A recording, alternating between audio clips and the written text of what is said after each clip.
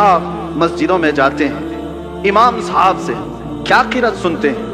فجر میں، مغرب میں، عشاء میں تو بلند آواز سے قرات ہوتی، سن تو لیتے ہوں، جمعہ میں بھی ہوتی ہے۔ جب بھی آپ آتے ہیں رکعت باندھنے کے بعد امام جو ہے پہلے کیا پڑھتا ہے؟ الحمدللہ ہی پڑھتا ہے نا، سورہ فاتحہ ہی پڑھتا ہے، الحمدللہ رب العالمین، سب خاموشی سے سنتے ہیں، سالوں سے سنتے آ رہے ہیں، سالوں سے۔ تو کبھی آج تک ایک مقتدی جو امام کے پائجامے کے پیچھے تو لگا رہتا ہے، امام کی ناڑی کہاں بندھی ہے وہ تو دیکھتا رہتا ہے، امام کہاں جا رہا ہے کہاں نہیں یہ تو دیکھتا رہتا ہے، ایک بار بھی کوئی مقتدی آ کر کے نہیں کہا کہ بہت پرانی ہو گئی سورہ، کوئی نہیں تو پڑھو؟ کبھی کہا کسی نے؟ بلکہ حالت یہ ہے کوئی نہیں کہتا امام سے کہ کیا مولانا ہر دن تو سورہ فاتحہ پڑھتے ہی ہو، ہر دن سورہ فاتحہ پڑھتے ہو؟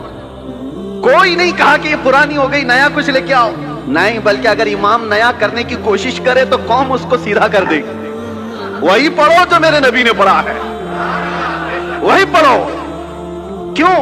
آج تک کوئی بھی چیز جب ہم دیکھتے ہیں کنٹینیو، بریانی 4 دن کنٹینیو نہیں کھائی جا سکتی، 5 دن روز دال چاول بھی نہیں چلتا، انسان کی طبیعت ایسی ہے کہ ہر چیز اس کو بدل بدل کر کے چاہیے، نہیں چاہیے، لیکن اس میں کبھی نیا کا تصور بھی نہیں آتا۔ کیوں؟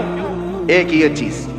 دوسری چیز میں نے بتایا، مسجدوں میں ہمارے قرآن وہی ہے، سورہ فاتحہ سے شروع کرتا ہے امام، اس کے بعد چاہے قرآن میں کہیں سے بھی پڑھے، سورہ فاتحہ تو پڑھتا ہے، لیکن کسی مقتدی کو آج تک اس بات پر کوئی شکایت نہیں۔ تیسری ایک اور چیز، تمہارا کلمہ کیا ہے؟ لا الہ الا اللہ محمد رسول اللہ، ایک کلمہ ہے۔ تمہارے باپ کا کلمہ کیا تھا؟ اور دادا کا کلمہ کیا تھا؟ پردادا کا کلمہ کیا تھا؟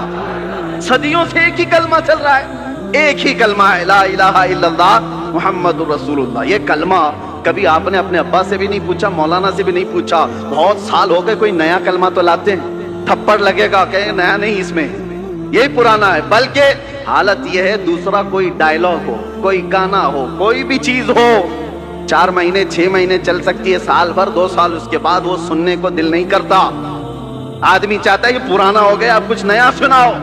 کلمہ طیبہ کو کوئی بھی امتی یہ نہیں کہتا پرانا ہو گیا، ارے 70,000 بار بھی پڑھے تو اس میں جدت اور لذت اور آتی، کبھی پرانا نہیں ہوتا۔ یہ ایسی چیزیں تمہارے پاس ہیں، تمہارے پاس ہیں، یہ جمعہ کی جماعت، یہ قرآن کی حقانیت، یہ کلمہ طیبہ کی جدت جو ہر زمانے میں ہے، کیا یہ تمام چیزیں اس بات کا ثبوت نہیں ہے کہ اسلام زندہ ہے اور قیامت تک زندہ رہنے والا ہے؟